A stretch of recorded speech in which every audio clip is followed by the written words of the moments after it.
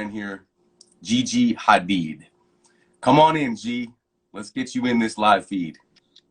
Hi, G, Coach. What's hey, up? how you doing? I'm good. How are you? Oh, I'm so good. Thank you so much for joining us today. Thank you for having me. I'm excited, and if you guys hear any like crazy sounds outside, I'm in New York, so I don't know. Sometimes there's like people yelling in the street and whatnot, but we're Cool. gonna try to stay focused. No worries, no worries. Well, again, thank you so much. I was just kind of explaining why I wanted you on today, and the main reason is to inspire the next generation. And really, it's just kind of allowing people to go for it. That's kind of my message. Yeah. I want to give out. Hey, really, look real quick. Look at this. I know. I saw that. I saw that before. Thanks for wearing that. I appreciate it. Yeah, for sure. For sure. I was going to like try and, well, I had the idea of bringing one of my old warm-ups, and but then obviously I forgot. No worries. So, I was like thinking back to when I coached you and when we were on that team, and that was 10 years ago now. I Crazy. know, it's so crazy. When you just said that, I was like, I can't believe that. Was it? Yeah. Yeah, because I was a About 10 years junior. ago. Yeah.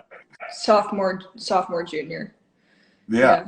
So I'm just like I said before to everybody, I'm just so proud of you, and like the way you Thank carry you. yourself and the way you handled yourself, it's just awesome to see. So that's what the purpose of this is to try to share some of that success mindset and passion and inspiration for the next generation. No, And I appreciate you having me, and I appreciate the players being interested. And I just think, obviously my career went in one direction, but it could have gone a lot of ways. And I think that volleyball and being part of a team, and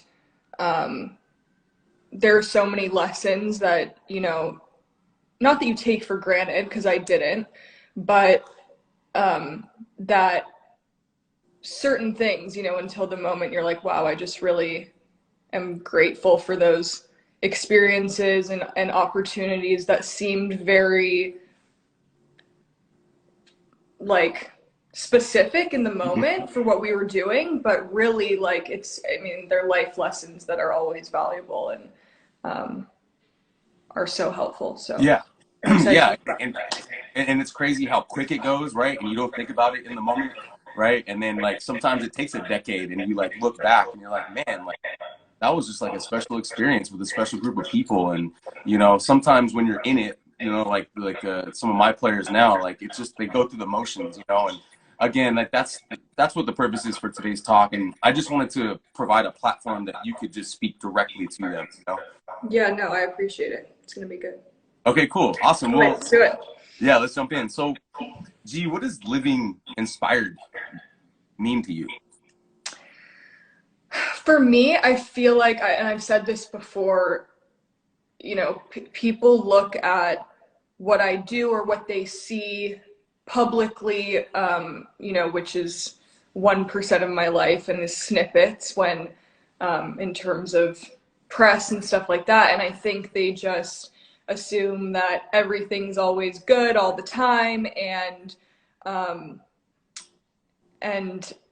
that it's just easy to like be in this glamorous life or whatever. But like I, like everyone else, don't wake up feeling like Gigi Hadid every day, the Gigi Hadid that the world knows. And I think that what has helped me is taking each day to like really be tuned in with myself, and that the smallest like idea or inspiration or whatever like can change your whole day. Whether that's like, okay, today I want to like watercolor, today I want to learn how to build a chair, today sorry, someone called. No worries.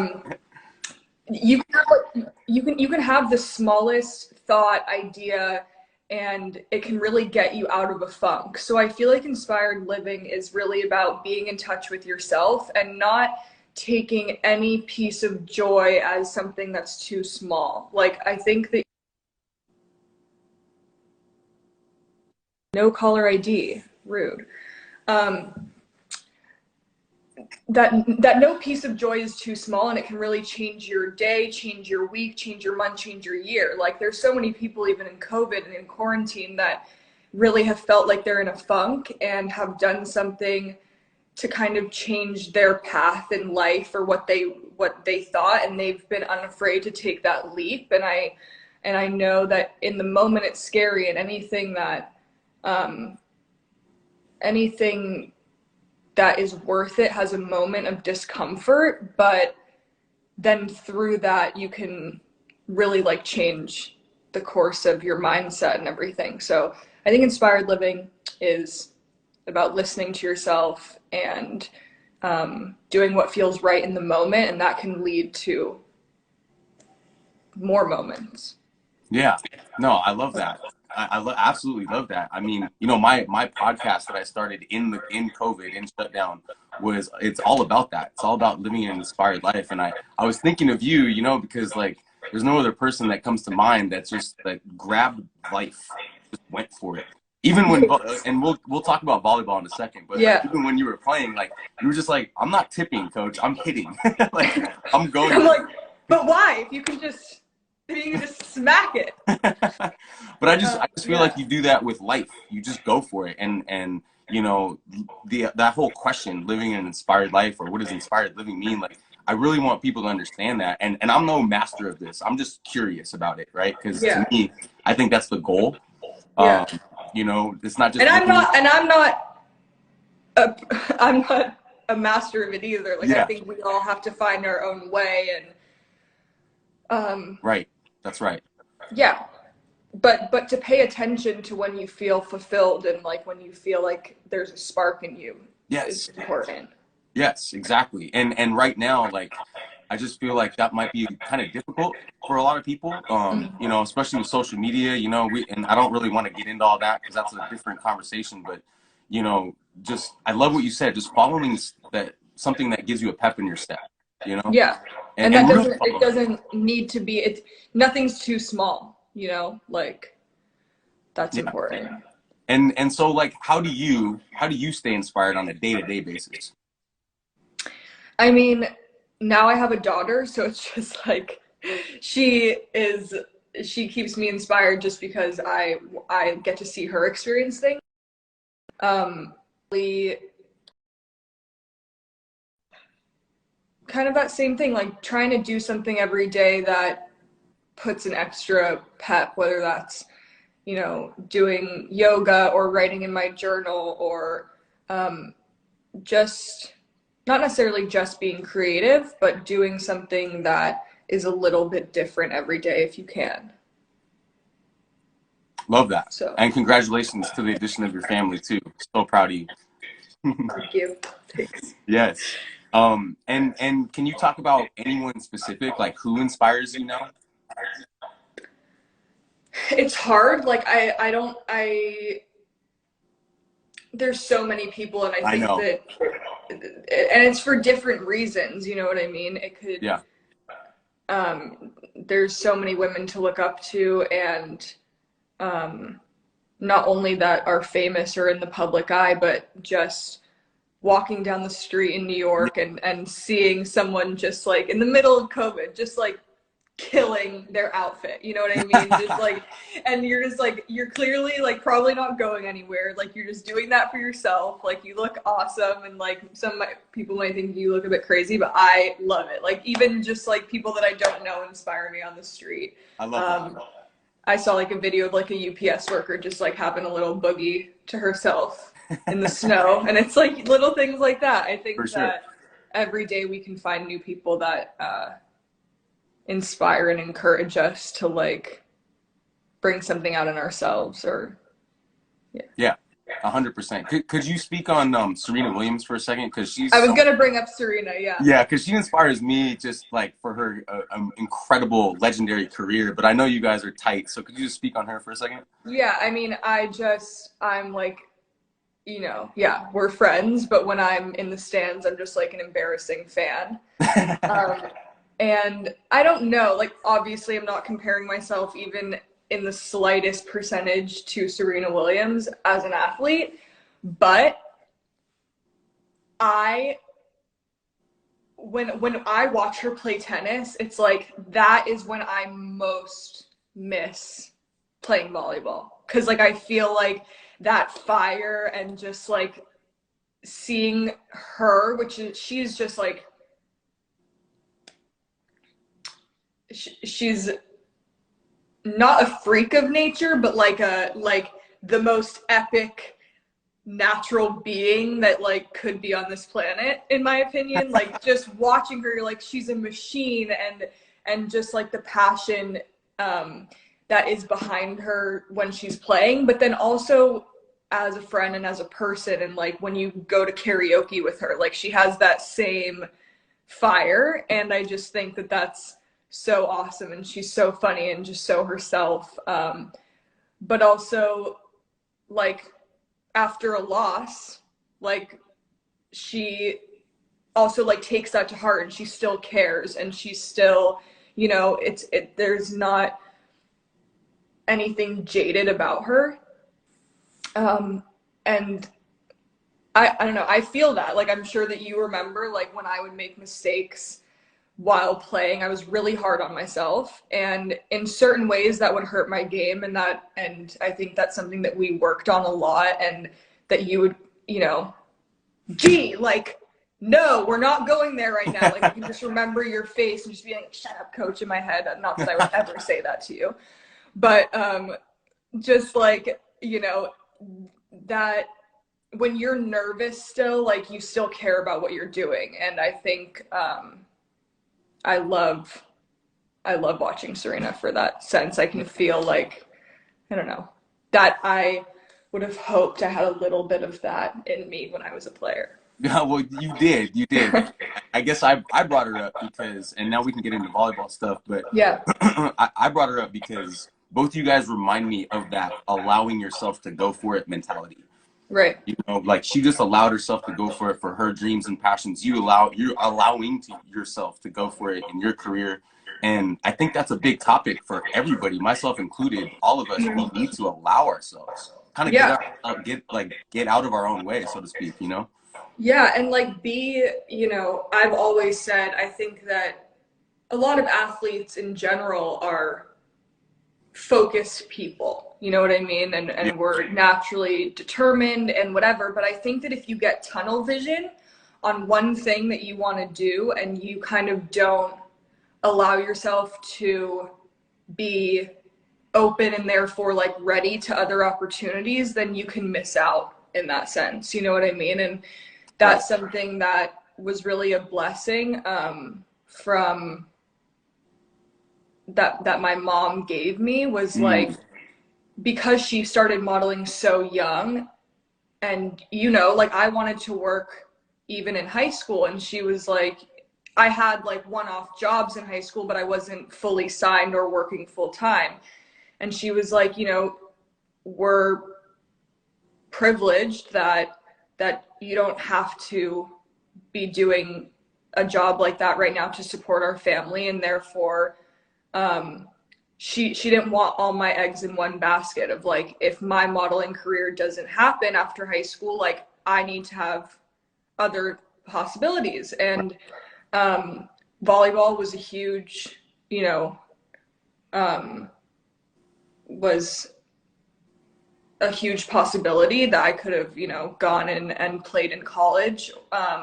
So was horseback riding, and I loved art. I could have gone to art school. I would have gone to cooking school, but I ended up studying criminal psychology. That's right. Um, That's yeah, right.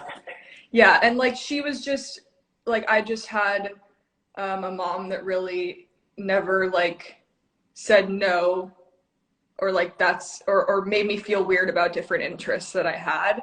Right. Um, and that she was really set on, you know, you're not going to sign to an agency until you're done with high school. And I think that let me really be more focused on the things that I wanted to do otherwise. And that's how I could learn so much from volleyball and everything that I did, because I cared and I focused on it, and I wanted to be the best that I could be in whatever I did. I didn't want to half-assed. I don't know if I'm allowed to say that. Yeah, Half-assed. you can say whatever you want. Uh, so yeah, I and love I that. think yeah, and then you know whatever it was, taking an acting class here or there or whatever. So that I don't know if you remember this, but I'm going to tell this story. Sorry to cut Yeah. you off, and there's No, go more for it. questions, but so I wasn't working, like, and then one day I was driving home from school, and like this lady in a Mini Cooper was like flagging me down on PCH, and I was like, is she okay? Like, what's going on? And like, and she's like, pull over, and I was like, is something wrong with my car, whatever. So I like pulled into a grocery store parking lot, and I was like, is everything okay? And she's like, I go to the American Film Institute, and I'm doing my graduation film. I want you to audition. And I was like, what? And everyone should remember that like no one knew who I was in high school. Obviously, I wasn't working. I was just a normal high school kid, and like she just, I guess, saw me in the car and like knew that she wanted to cast me for her like graduation film. So I went and I auditioned for the movie, and this is in the middle of one of my seasons with Aaron. And I got the part. It was a short film. I think we filmed for 3 months, but um, it was something that, you know, I had never acted before, but I had to be open and confident and just kind of like take the leap. And there are, again, times that were awkward and times that were weird because I didn't know what I was doing, but you just have to learn as you go, be really aware of everything around you, take in not only being an actor, like even now with what I do, like I'm not just a model. Like I want to look at the lighting team and learn about what they're doing. I want to learn about the set design and props, and I learn something new from every part of that set all day. You know what I mean? And that was kind of the same with that. I just took it as I went and tried to take in as much information as I could and as I went. But I also respect you as a coach so much because even though you definitely didn't like just let me think that I could like whatever go film a movie for 3 months and like come in and out of practice whenever I wanted, like you were still like, no, you're a player here. Yeah. And like you're gonna, I don't care how long you're filming, if it starts at 3 a.m, like you're gonna come to practice, and if you miss this you're not starting in the next game, and like, you know, things like that that you have to learn,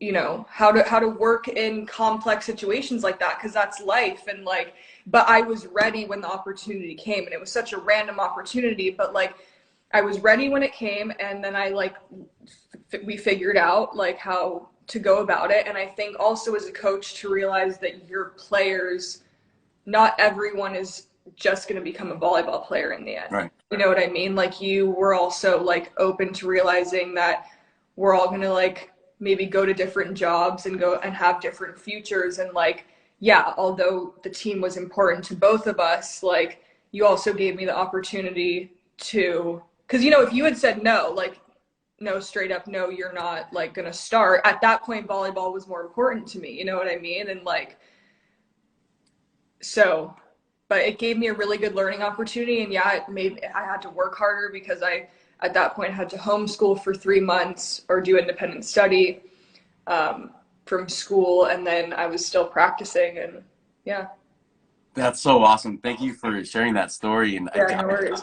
I'm like going back through that time because I was a young coach at the time, and I was trying to figure out how to like, you know, get the best out of all you guys and make it a Yeah. fun experience, and also teach life lessons that you could take beyond the court, you know. So Yeah. it means a lot to me to hear that from you. Thank you. Yeah, no worries. Thank Yeah. you. Well, let's jump into volleyball because that's why I wanted you on here. So thinking back to when you were playing competitive volleyball, not just at club, but at Pally too, at high school, what did you love most about it? It's hard to put words to it because it's really like a feeling that I miss. And especially the years that I played for you, like I think those teams were really special. And I mean, I think everyone feels like their team is special, and Sure. you know, but I still really remember the girls that I played with. And it's something that like I hope the girls that are watching today, like I know that life feels like there's so much ahead of you and like you're really looking forward because a lot of the girls are going to start, you know, applying to schools or getting accepted or trying out or whatever, and it's like it just looks so far in advance, but like to really appreciate and like and not that I'm sure they are fully in it, but like take it in and like really appreciate it while you're in it, because it's not like, you know, obviously you think it's easy, like, oh, I can just go like hop into a beach game right now, or like, oh, I could go find like a volleyball club maybe for adults, but like it's not as easy as you think once you're out of that system or a place where you have an opportunity to do that. And even if you did, even if I were to go to the beach right now and join in a game, it's just not the same as when you know everyone on your team, you know about each other as players, you can start to build that chemistry and a trust and something behind just being on the court together, you know what I mean? And I Yes. think that that's really hard to come by again. There's almost nothing like it else in life, you know what I mean? You can do so many other things. But that's hard to replicate. It is, and it's crazy like how you realize that after, right? Yeah. And it's like that's why I Well, want I to. don't know. You just think like, oh, like I mean, even now, I think like I hope not that I'm gonna like push her, but like I'm definitely gonna like roll a volleyball like towards my daughter in the next couple of years, and like hope she picks it up. But like I'm not forcing anything. But even that, I'm just like that will never be the same to me. Like, yeah, my daughter will be playing volleyball, but like I can't be on the team. You know what I mean? So it's like, yeah, just that's what I miss. I miss like it's hard to explain that feeling that you get to have when you're really like on a team, unless Yeah. you're going to go to the Olympics or whatever, and that becomes your career. Then that's awesome. Yeah. But No, I love that, G. That's great. And carry that a little bit more. Like, what lessons did you learn from your experience that carried over into your everyday life? so many. I mean, which starts at like being on time and like Right. respecting the fact that even if your job seems like self-employed or singular, like we all work with or need other people, and it doesn't matter if you're the boss or if you're coworkers or on a equal level with other people that you work with in terms of the job title. No one is more important than someone else on that team, and like I always take that into consideration when I am working, because like, yeah, I'm the end product that people see, but my time isn't more valuable than the catering person or the person that cleans up the studio at the end of the day. And like my job wouldn't be possible without those people. So being on time and being nice and looking people in the eye and asking their name, and like those are things that I learned from being on a volleyball team, where Right. it's like, yeah, you might have the kill, but like that kill's not possible without every other part of what just happened on the court, whether that's an actual play or keeping your voice up if you're on the bench, you know what I mean? And I think just the repetitiveness of doing that Yeah. and the importance that you put, and Coach Gray and you guys were my the coaches that I worked with the most in my volleyball career. Yeah. Shout out. Right. Shout out Coach Gray. We just want to make you proud. Yeah. But yeah, you played for Coach Gray too, right? I did back when I was growing up. That's About so 13, crazy. 13 years old. Like, yeah, he's just a mentor, you know. Yeah, no. A But state. I think you both, like, you weren't pushover coaches. Like I still respect the shit out of you guys. You know what I mean? I still call you coach. Like, you know Right. what I mean? 10 years later, and it's like that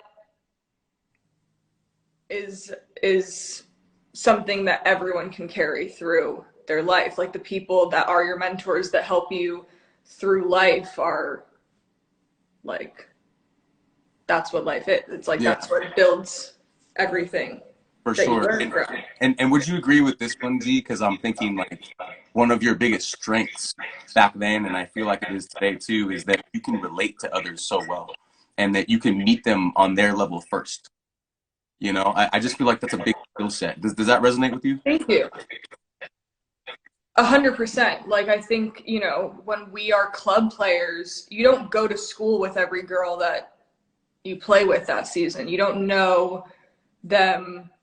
I mean, obviously some girls, but you don't know most of the girls through childhood. And it's like you're all kind of put together like a band, and it's like, okay, now go perform together. And you have to put value in each person. You know what I mean? And Right. you have to go into that situation like wanting to make the effort to connect with everyone on a certain level, because like that's just going to make the whole team better. And like I said, not just the technical parts, but there's so much to do with chemistry in a team building and emotional sense. Right. It's very emotional. Yeah. Yeah. Yeah, I love that. I think that social dynamic is huge, and it definitely carries forward into whatever career people choose, you know? So, yeah, I appreciate you saying that. What advice would you give to the next generation of players? Like I said, appreciate it while you're in it. Yeah. And I guess I would say just like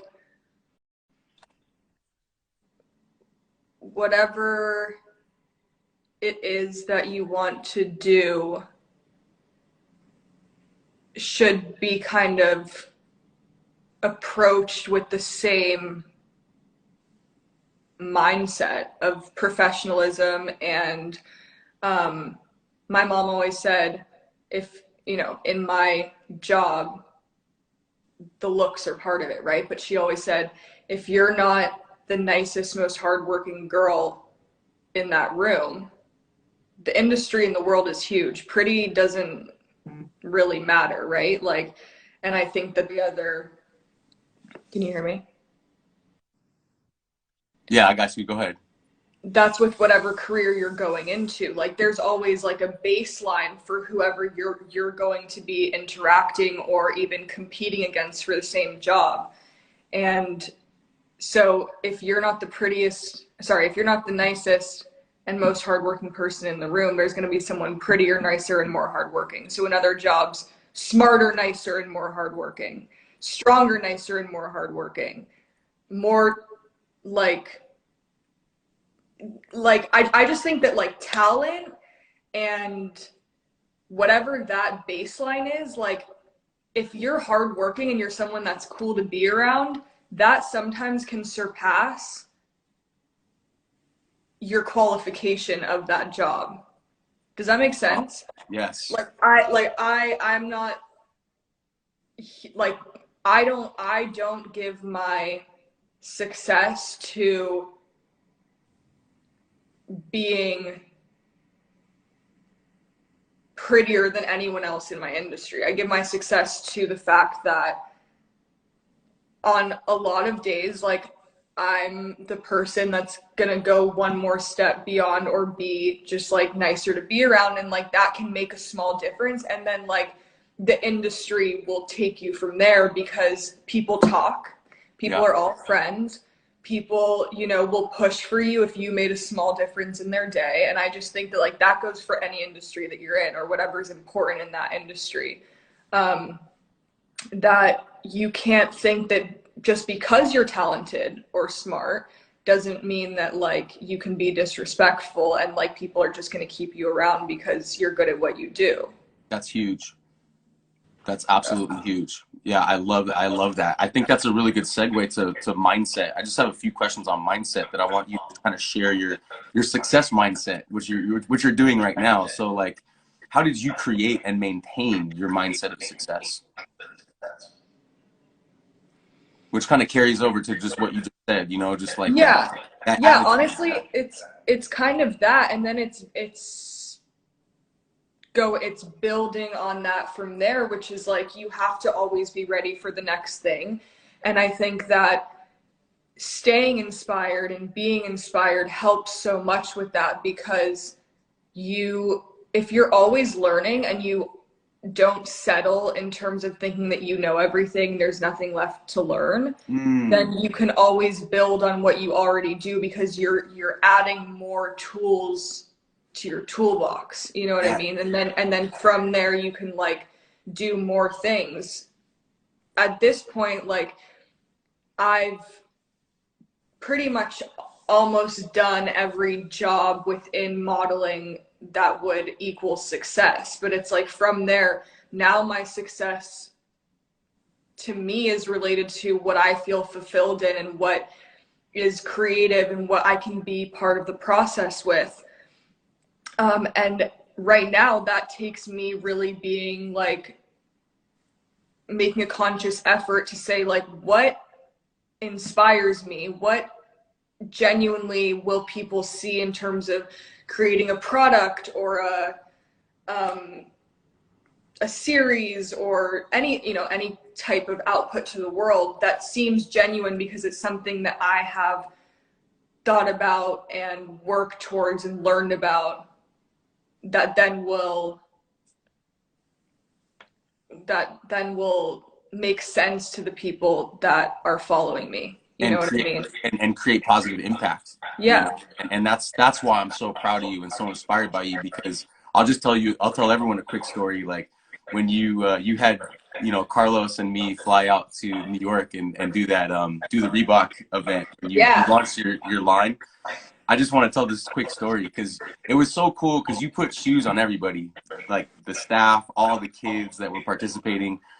And there was this moment, which goes back to like allowing yourself to go for it. Because like I said before, all you did was hit. You didn't tip or anything. You just hit. Do you remember the very last thing that we did at that clinic? So Annie McCroskey was there, and she set you, and you were like, "Coach, I just want to take a swing," but there was like a bunch of kids on the other side, and I was just like, "Oh my God," because the net was like this.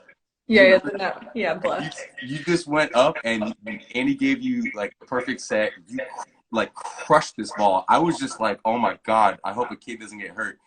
Broken. On the other side stepped in and like, oh my God, that was sick. Like perfectly, like it was like a Sports Center moment, like like it just dug went it up. Like that. Yeah, just boom. And like I remember everyone just went and just hugged her, and you just ran over to her. You're like, "Oh my God, that was amazing." Yeah, no, that was, I mean, first we should talk about Annie, because if people don't know, Annie was the setter that I played with and was a setter that I had so much chemistry with, like as a friend, but so like she was just butter for me. Like for sure. But that was 10 years later. We hadn't played volleyball together in 10 years. And it's not just muscle memory. It's like chemistry is a muscle memory. Like the feeling that I get when like Annie is setting that ball is still there. You know what I mean? Yeah.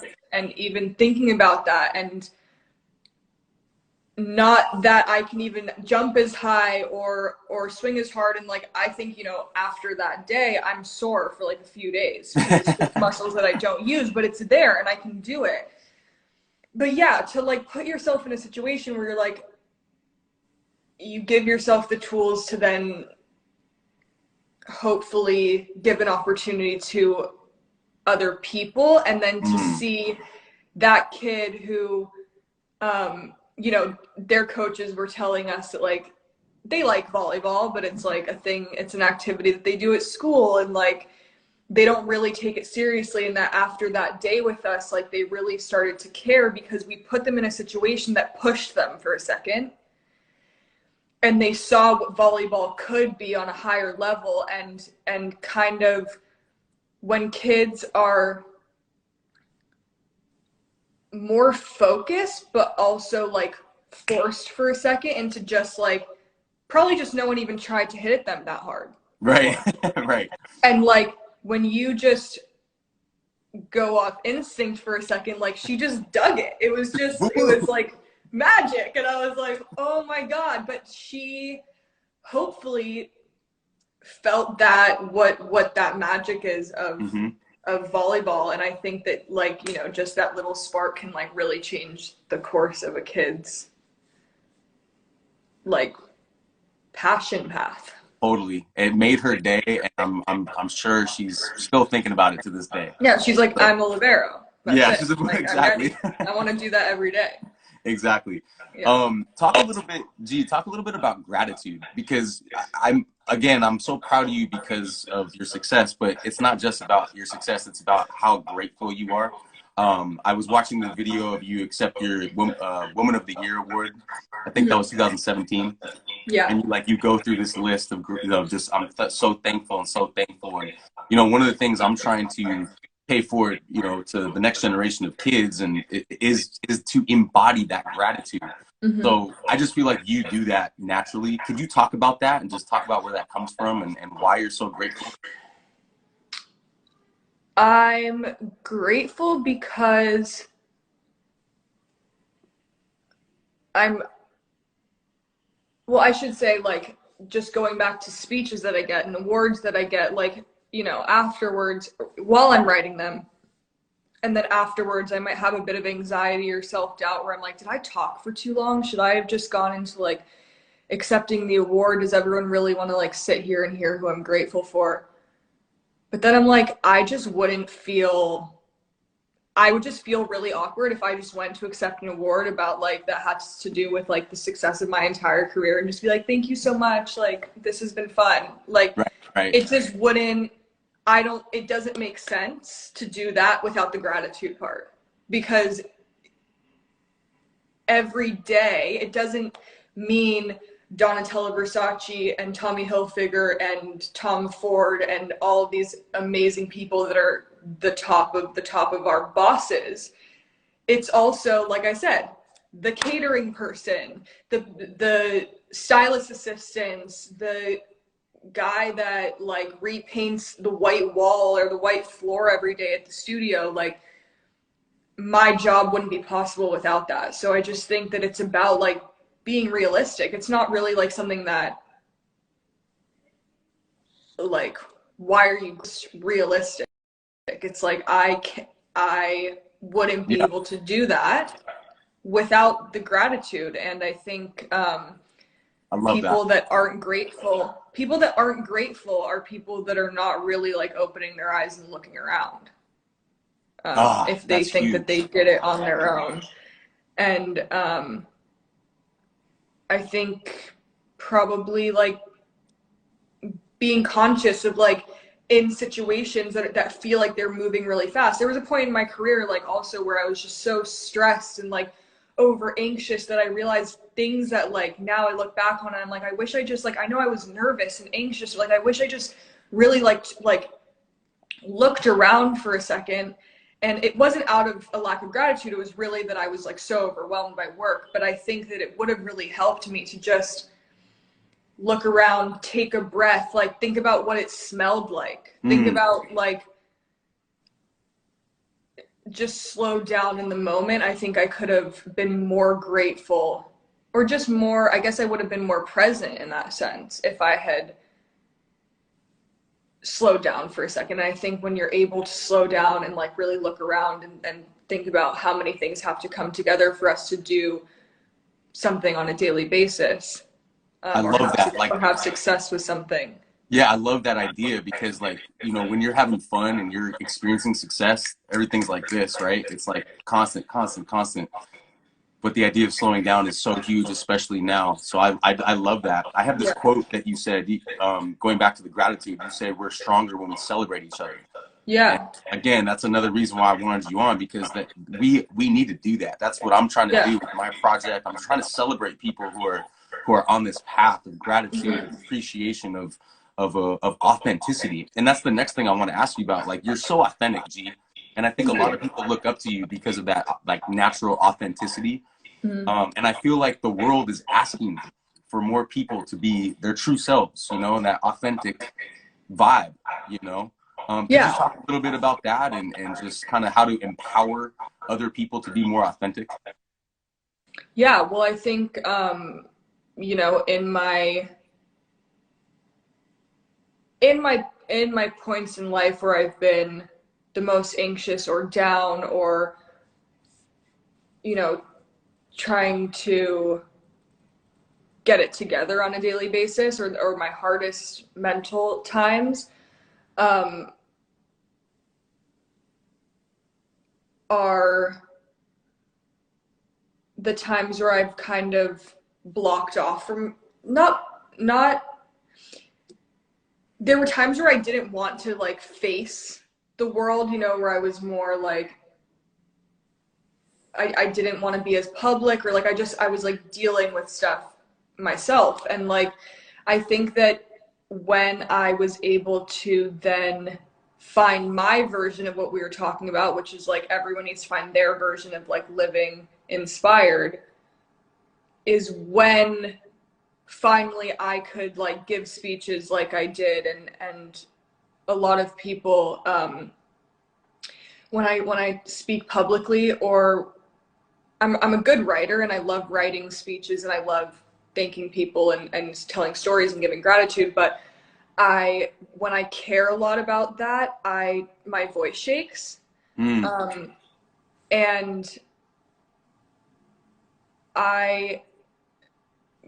it's because I cared. And I think that when I would start to give speeches like that, I really then tried to be open with like, look, I don't have like all jolly good days, you know what I mean? And I think that once you come out the other side and you're able to be like, okay, that was a human experience, like now I need to like tell people how I got to the other side, and like hopefully that like can make people find their own way of doing that. And I think that that's where people see me for who I am, because I don't always try to play like the everything's good, you know what I mean? I'm a pretty even-keeled person. I think that I think I've always kind of been that way, in the sense that I'm not gonna overdo it for someone, or like,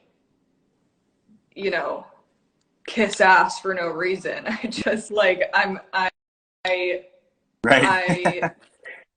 try to be like as even keeled and therefore like genuine at all times, instead of trying to push something that I'm not feeling really. You always have to be polite, and you always have to come with respect and professionalism. But when I learned that as long as you're assertive and polite, you never will get to a point where you feel like you're being a yes person just to make everyone else happy, and then get to a point where you feel taken advantage of and then blow up on people and be someone that you don't want to be, where it comes out sideways. And when I learned that, it helped me so much, because in the beginning of my career, I had a hard time with saying no to jobs, telling people what I was comfortable with at times.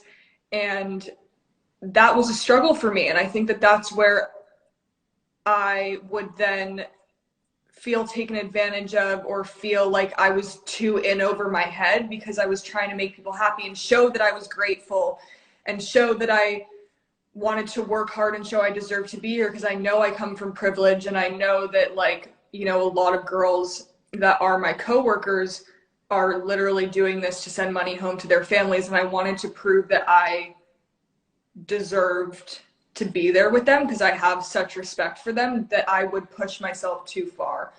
And when I learned that, like I said, being assertive doesn't mean you're a bitch. It means that you are balanced and you know what your boundaries are. And I think that that comes off as genuine in the end. Absolutely. As long as you're polite and like I said, professional, you can say what you want. And like anyone that has a problem with that, that's usually like their own problem. Right.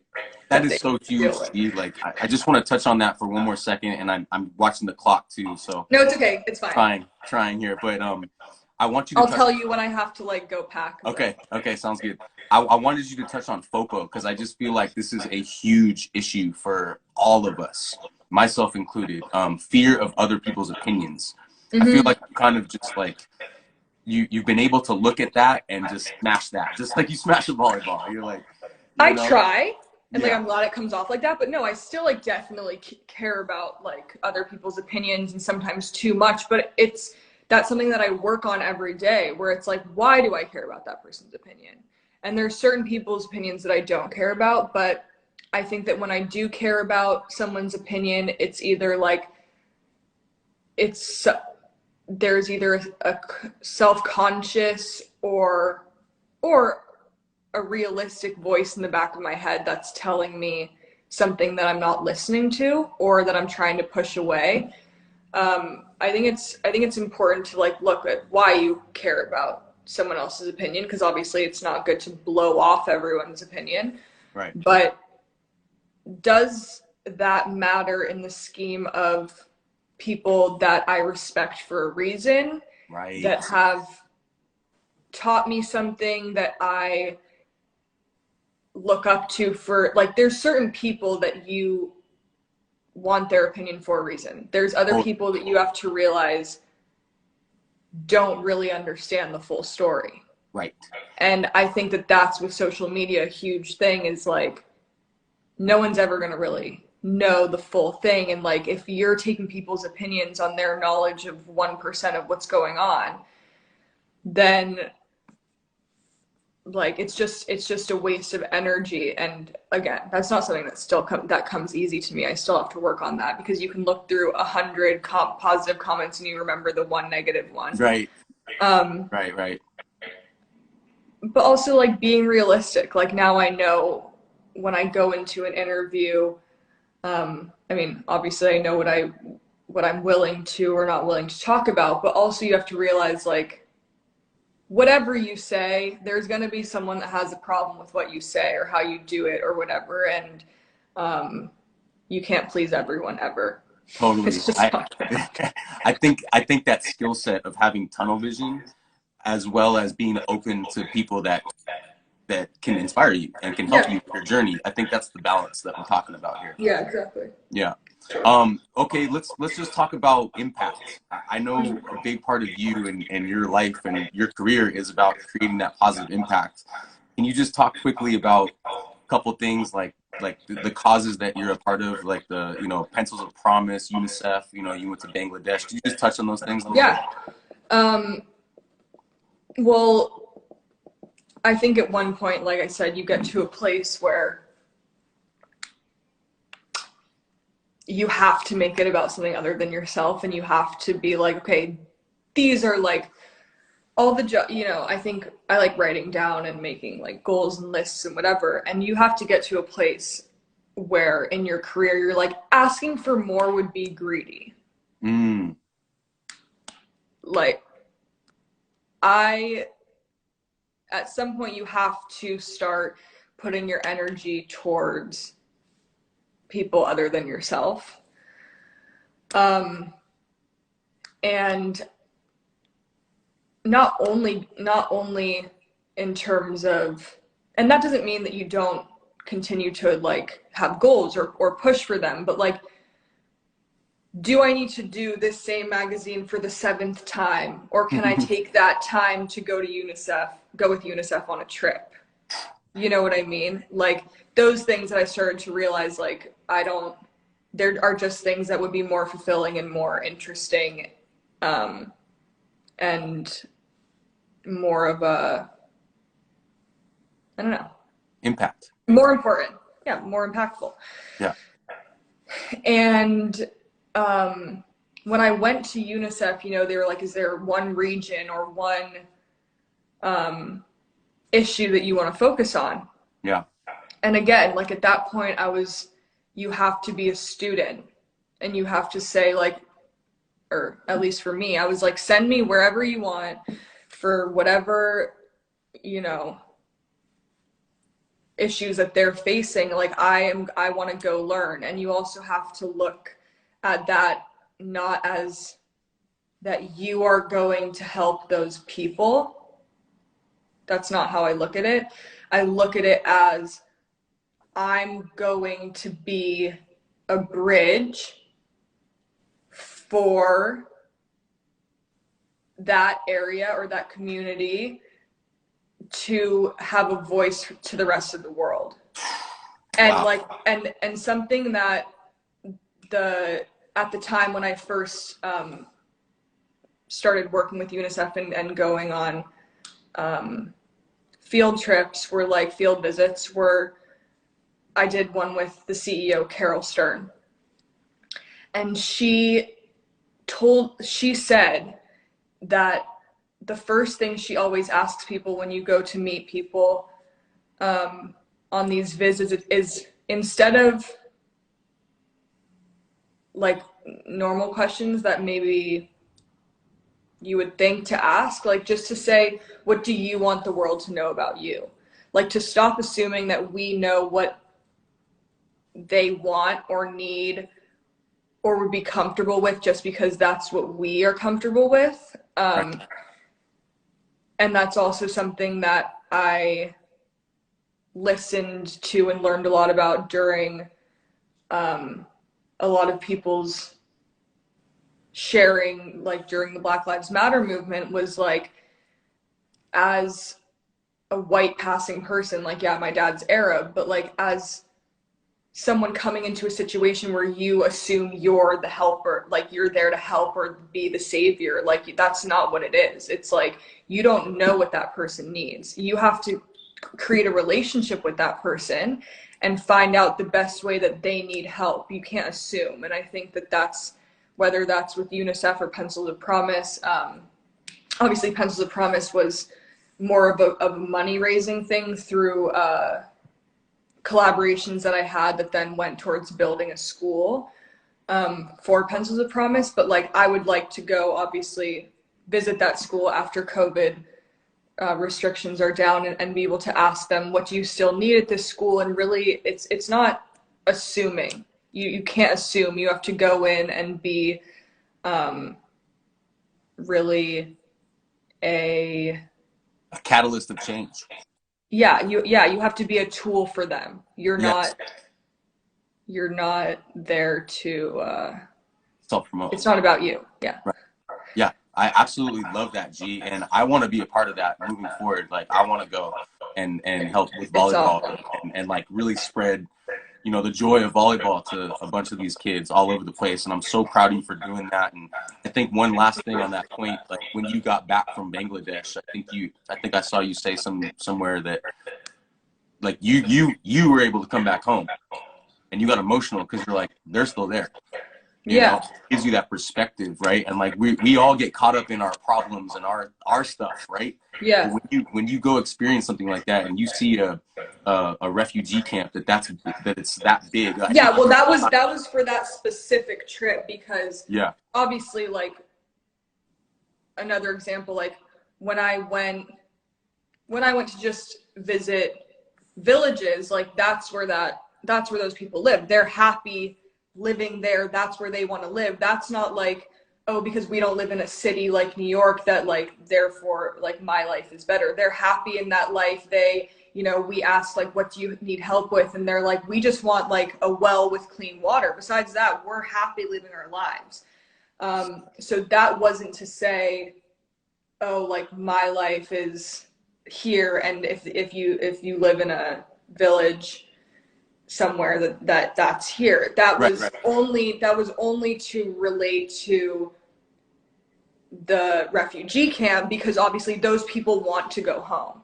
Right. They don't want to be refugees, and they want citizenship, and they want to exist on paper, and that was the hardest part, where it's like UNICEF does so much, and I really, you know, the complexities of really everything they do, from education to water safety, and they do everything, but they can only do so much in terms of, they have to be invited by a government to help, and then they can only go so far, you know what I mean? Like when people are asking, when you say, what do you need? What can I help with? What can I go back and tell UNICEF America that like we really need to put funding towards? They're like, we want a passport. And that's what's sad, is like, you also realize that like you can only like do so much, really. And I think that's why I was emotional at that point, because like there's also times where like I can't look a girl in the eyes and promise that I'm going to help her get a citizenship. Like I just know that like my reach only goes so far, so it's tough. Right. Well, In for certain the situations. no, for sure. Well, for those that want to be involved, that don't quite know how, anyone listening to this right now, what are some ways you can get involved with some bigger causes like that? Well, I know that for UNICEF, you can go online to become a volunteer, and there's different. I think you can maybe choose what you're interested in terms of, like I said, regions or issues. And I think that there's then a process to become part of that Okay. club. And then, but we also have to start like in our backyards. And I Right. think that people look at a UNICEF trip, because we all grew up, trick-or-treating with our UNICEF coin box, that like like it's like an aspirational version of like helping and doing.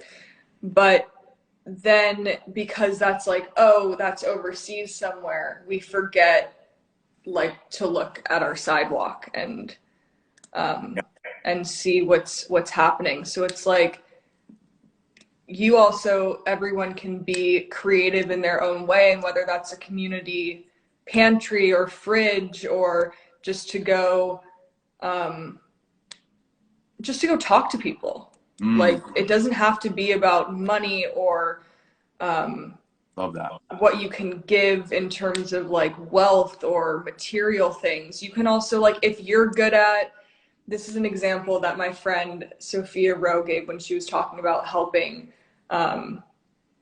like Black businesses in your neighborhood, like that you can go and just start a relationship with the shop owner, right? And don't right away ask, how can I help, or whatever. It's like you can go learn about that, and she'll be like, oh, I just really need like I just really want more customers, right?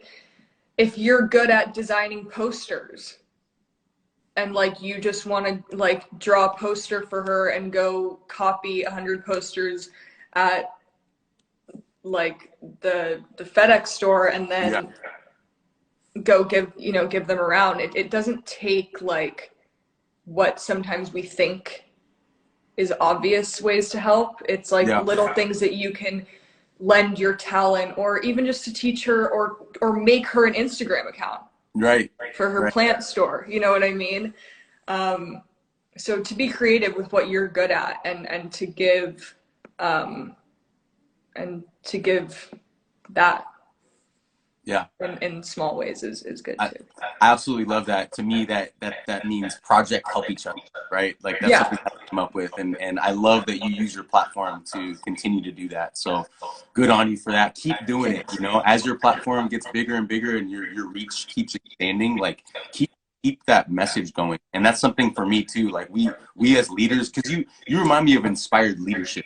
It's another little phrase I came up with. Like we as leaders, we need to keep branching out, keep expressing that message, and it's just so powerful right now more than ever, Mm-hmm. No, for sure. Yeah. Thanks for having me. I really appreciate it. Absolutely. Do you have like 2 more minutes so I can breeze through a couple of player questions here? Yeah. I wanted to give my players a chance to ask you some questions. So this first one is from Nicole Rich. Shout out Nicole. She asks, what do you do to de-stress? I love to like cook, go on walks, do yoga. And that's kind of like part of the being inspired part. Like I think that doing things that are only to inspire in a small way or fulfill yourself in some way is to take time for yourself and to like show yourself love. And I think that that's not only inspiring and can change your mindset, but I think that's also calming and relaxing and a way to unwind. So I think that it can do both things.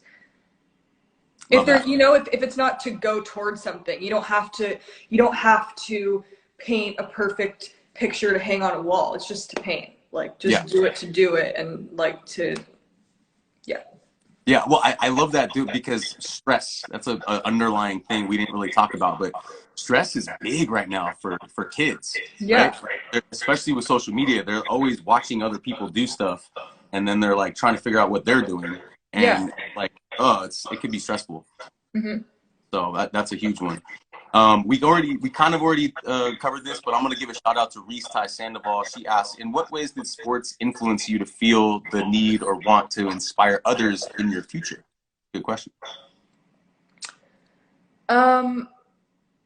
I think just realizing that like little moments of people's time, whether that was, you know, coaches that I had, or I can't remember who it was.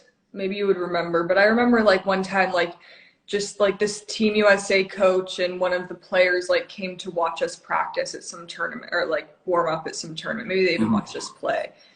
And like, I don't remember who that coach was or who that player was, but just that someone gave the energy to us was meaningful. That's Um, huge.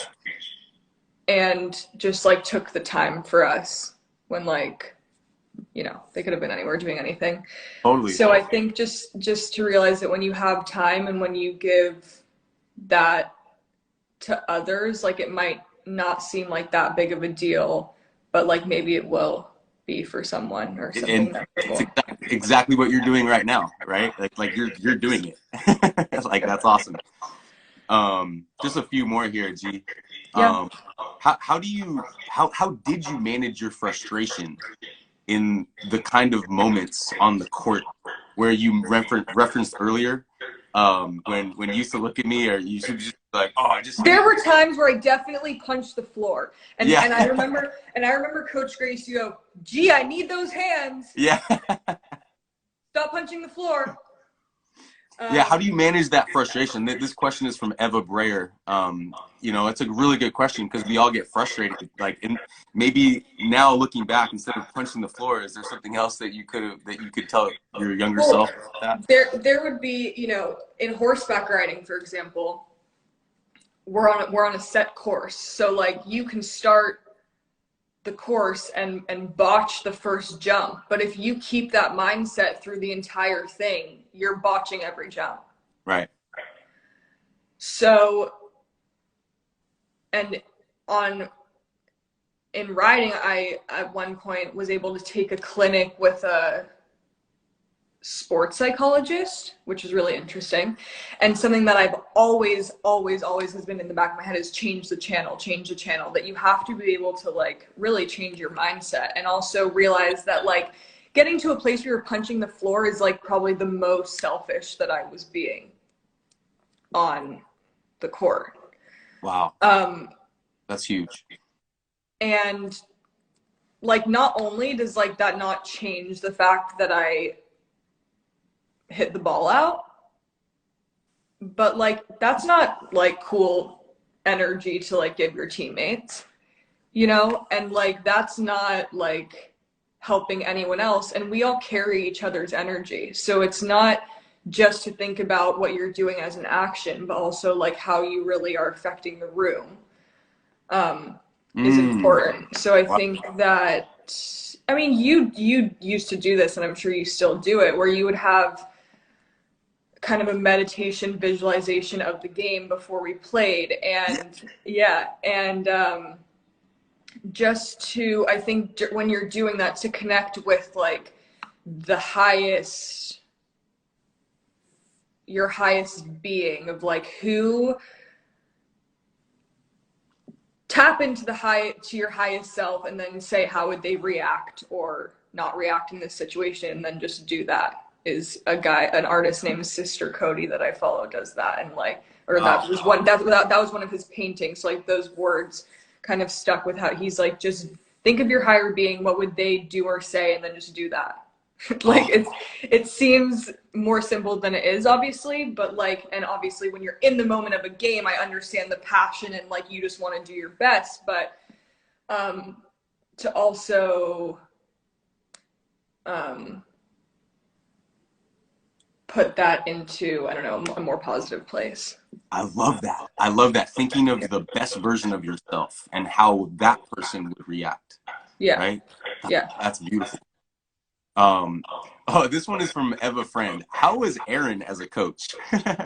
Are there any lessons or advice he's taught or given you that you still remember that has helped you in your life later on?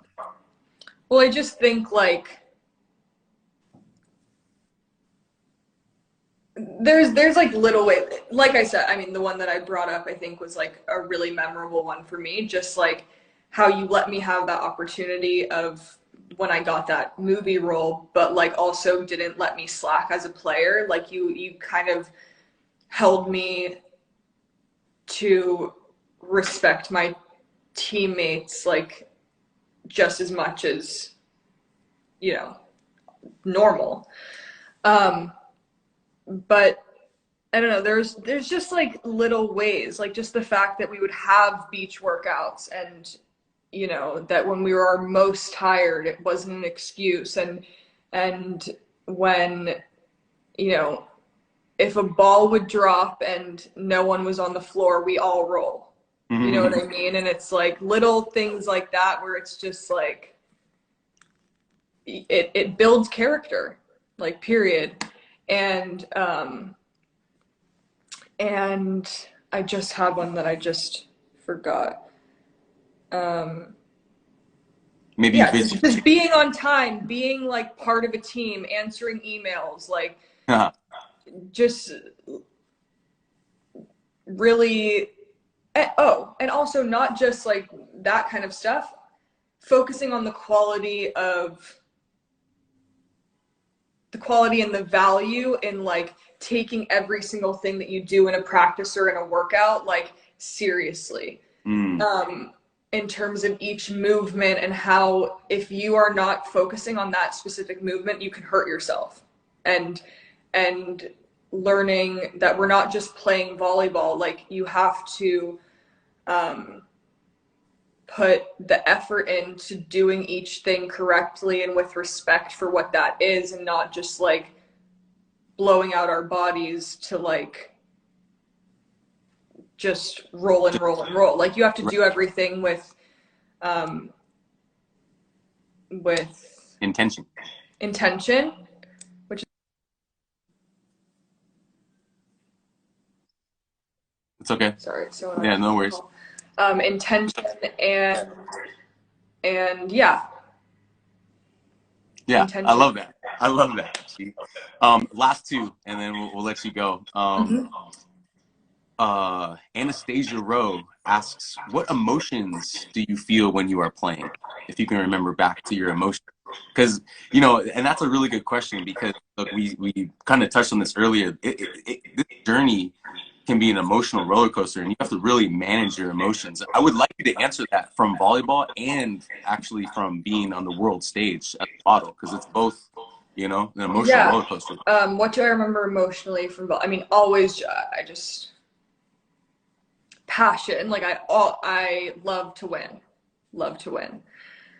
Competitiveness, absolutely. I was always competitive. I never, like, there wasn't a game that didn't matter to me. You were pissed. I love when you play because you were upset. You're like, let's freaking go. Like, yeah, no, and I hold my teammates accountable. You know what I mean? And it's like, there were times where I would like punch the floor and whatever, but I would also be like, hey, check your energy. Like, what are you doing? You know what I mean? Like, yeah. I'm checking my energy. I know I'm not perfect, but like, are you? Right. So I think emotionally passionate, excited. I always like, and just that, like, do whatever you do 100%. Like, yeah, it might not seem like it's the Junior Olympics every tournament, but you have to have the same drive and excitement for the practices as you do for JO qualifiers. Right. The journey. Yeah. Yeah. And would you say that that's the same in your modeling career or similar? Yeah, I think, I mean, obviously I'm not as like competitive or, but yeah, still the passion and finding, and I guess this goes with both things. Like, you have to find in practice the things that are your favorite parts. You know what I mean? That keep you going, and that's the same like at when I'm at a shoot. Maybe the stuff that feels really normal about the day isn't always what feels like what makes you want to do your best, because they're normal and you start to get comfortable. But I think to find things in each day that are interesting or new or that you want to focus on or that you want to learn about is Yeah. important. Love that. Okay, last question, G. Okay. This is from Josie Hober. What is one way that you keep yourself motivated in such a competitive industry and maintain your energy? Love that question. Because it's not about competitiveness. Right. If you make it competitive, especially in my industry, but I think that, I mean, my industry, because it's my physicality that is the comparison to the outside world. But in any job, like I said, in terms of what's the baseline for what you have to be in that job, can't be a competitive thing, because then you're really valuing yourself on something that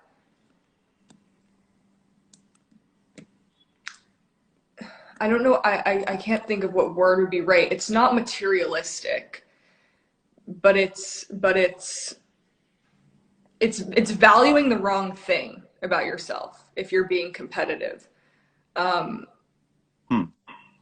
Because if you're valuing the right things, it's really like focusing on your actions and output on a daily basis, and then realizing that really like you can only do you can be the only one that like is pushing yourself, and that has nothing to do with anyone else or the path that they're on or anything like that. I don't know if that really answered the question. Yeah, But I think so. I think what you're basically trying to say is like don't compete, don't compare yourself or don't compete to anyone outside of yourself. Like yeah, it's kind of similar in sports, volleyball, whatever. yeah, Anything. Like yes, you want to beat the other team, but like you can't focus on that. yeah. You gotta focus on you. No, and like you can focus on aspects like, okay, they're Aspects, yes. one of their hitters left-handed all of a Sure. sudden. That's different. Right. But it's not going, oh shit, that's a left-handed hitter and I'm still a right-handed hitter. That has nothing, you know, it's not like, oh, we're going to lose because they have a little something here. It's like, no, how can I then face that, change my block, change my hands? How can I, you know, Right. it's not getting so stuck on why they're great or better than someone on your team. It's how do then how do you learn in the moment? It goes back to like all just learning, taking it all in and like learning how then you move forward yourself. It's not really Hmm. about it. You should see other people as an aspect of what you're doing, or um, a like a piece that you have to execute around, but it doesn't really have to do with them. Yes. I think that's huge. I know exactly what you're saying. It's like the champion mindset is like just make adjustments, but Yeah, keep your attention on you and not yeah, on them. Yeah. yeah, Love that, G. yeah. Gigi Hadid. I can't thank you Thank enough you. for this whole time. This was Thank amazing. you so much. I appreciate it. I really do appreciate your time. I know we went over, but I No, think it's this was okay. really, It's all really good. valuable. Just real quick, how can people, or promote anything you want for a second? I don't know, like should people go buy? People should go buy your Reebok line and all that stuff. What else? What do I have How to can we support promote? you? I have to promote. I have to promote. I don't know. Go to therapy. Go on a walk. I love Look at the that. sunshine every day. Oh, I love that. Do things that make you happy even if they don't equal something. So like just paint today or Oh, I learn how love to it. bake bread. That's what I I love that. I love that. I'm giving a quick shout out to your dad, Muhammad, because I love watching his little videos on the food. Isn't he so funny? Oh my God. And He's amazing. he talks about, he's like, I was one of the only like team dads, you know, like it was always He me and the was. moms. He was. He No, was he so was. He was proud though. always there. He would always come to Anaheim, and I'm just like, oh man, it's And great to then see one that. time he showed up in Reno at JO Yeah, qualifiers, and yeah. like and it was a surprise. I didn't know he was coming, and that was one of the most like I just remember being like, what? Hey, what up, Mohammed? That was awesome. Yeah, G, he'll be you're an there. inspiration Thank you so much, to Coach. everyone, to me. I I appreciate appreciate you. I it. respect you. We should do this again sometime. Yeah, no, thank you, and thank you for me personally, but I'm sure I can speak on behalf of all your players. We appreciate your passion as a coach and all the time that you put in, and I know that wherever they go, whether that's professional volleyball or other careers, that we can always use what we learn from our coaches. So respect your coach, y'all, and yeah. Thank you, G. I really Thank you. appreciate it. Have a All good right, we'll one. talk soon. All right. Yeah, yeah. Bye. Okay. Bye.